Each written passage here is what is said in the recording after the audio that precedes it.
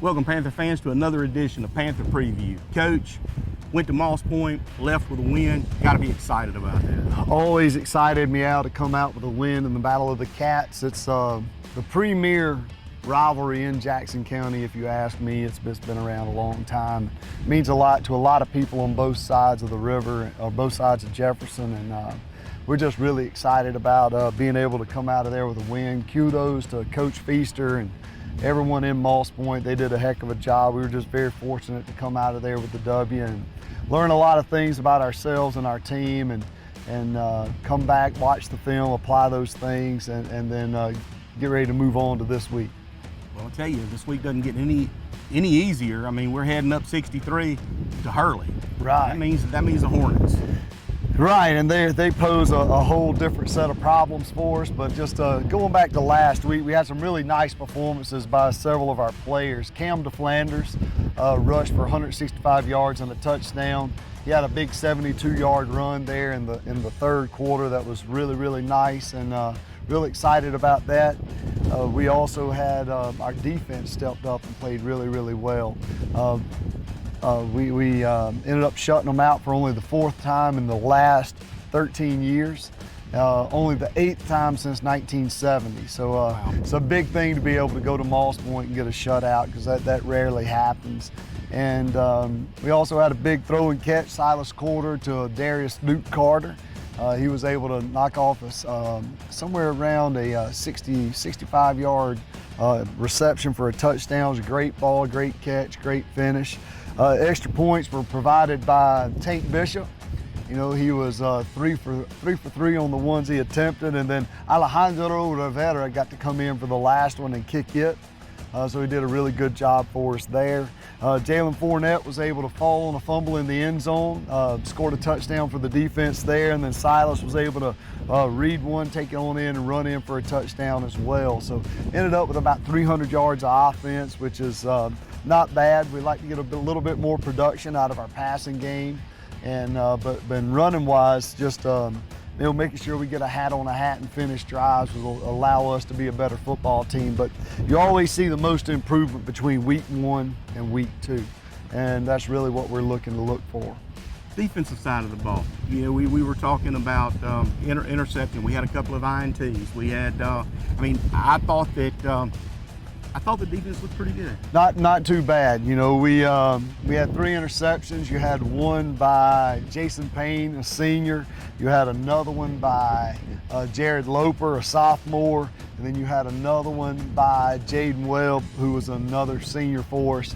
He had one ball thrown at him, 1 interception in the end zone, which is a great play.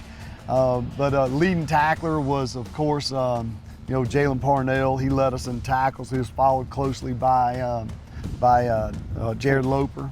And then up front, Isaiah Marshall just did a phenomenal job for us, along with Sebastian Ford up front.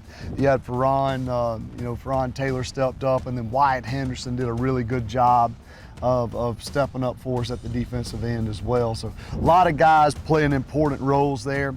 Probably an unsung hero for us was Antoine Price. He was able to come up and do some really good things. And then Tylen Wilson, patrolling the over the top from free safety, did just a phenomenal job as well. So really and truly, it was a total team effort to be able to hold Moss Point on Friday night, and it's going to take that much more to hold the Hornets at bay come Friday. I guess I did get ahead of myself, changing the conversation to the Hornets right off the bat. I'm excited about going up there. Anytime you go to Hurley, man, you've got that crowd, and those fans support that team, and it's going to be exciting to go up there and play. A raucous environment, to say the least, but a lot of family a lot of people in Pascagoula have family in Hurley. In fact, I got a niece that cheers for the Hornets, so Mimi's going to be rooting against the Panthers, but for probably the last 12 out of 13 years, she's been on the sidelines going to games with my wife cheering on the Panthers. So it's kind of a house divided this week somewhat.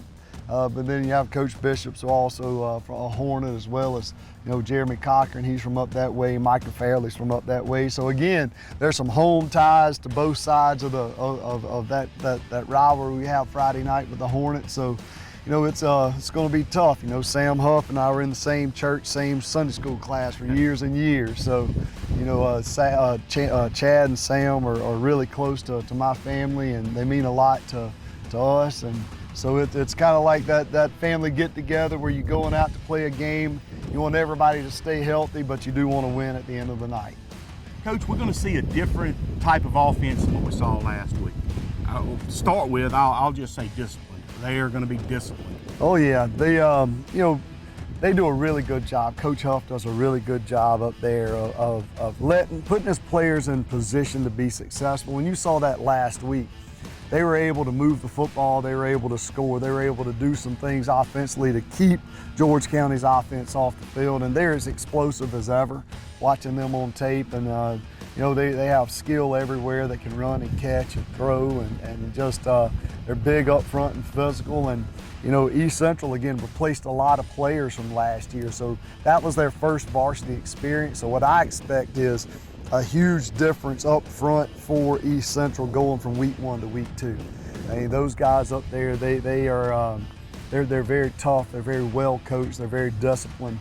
And Coach Huff does a really good job with them on the offensive side of the ball, getting them ready to play Hornet-style offense, which is control the football and punish the line in front of you, punish the defense in front of you, and you have to be very, very disciplined to take on that kind of offense. Discipline being the key word, even on the defensive side of the ball. Right. They're going to take care of their assignments. They are tough. I'll always say cornbread, collard green eating, big old boys, because they're huge. And, they are. They're very strong, and David Hudson's their defensive coordinator. He's been there for years now, and they get after you. They trust their reads. They trust their system. They're physical up front. They make you stick to your blocks, and they fly to the football, and they just make it tough on you. They want to put pressure on you to make mistakes as an offense so that they can get the ball back and control the game with their offense. Well, we're definitely going to have to play tough 4 quarters of football. We can't take a play off.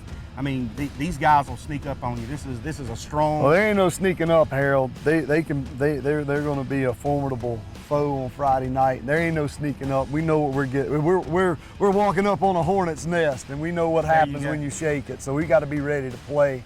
And just looking forward to all the fans. If you want to get tickets, you can go to gofan.com, buy tickets for the game, or you can buy them at the gate. Leave early, stop in, get you some Eds on the way up where you can actually sit down and get you some Eds, or you can go to the Hurley Huddle and enjoy some food before the game, but make sure you get there early. It's going to be a 7 o'clock kickoff, so it's standard kickoff, Friday night, 7 o'clock. The weather seems to be cooperating. We avoided the hurricane. Prayers for those people over in Gulf Coast of Florida. They're getting battered right now by wind and rain. Prayers to them and their families and for safety. But just know that we're going to be able to enjoy some good weather Friday night and play some football in Hurley. Well, Gulf Coast Sports Media is going to be there, myself, and which we could have been Carlos, but he had to go out of town. So it's going to be Chris Blythe this week, going to be joining me in the booth. And I'm excited about going to Hurley. We'll see you Friday night.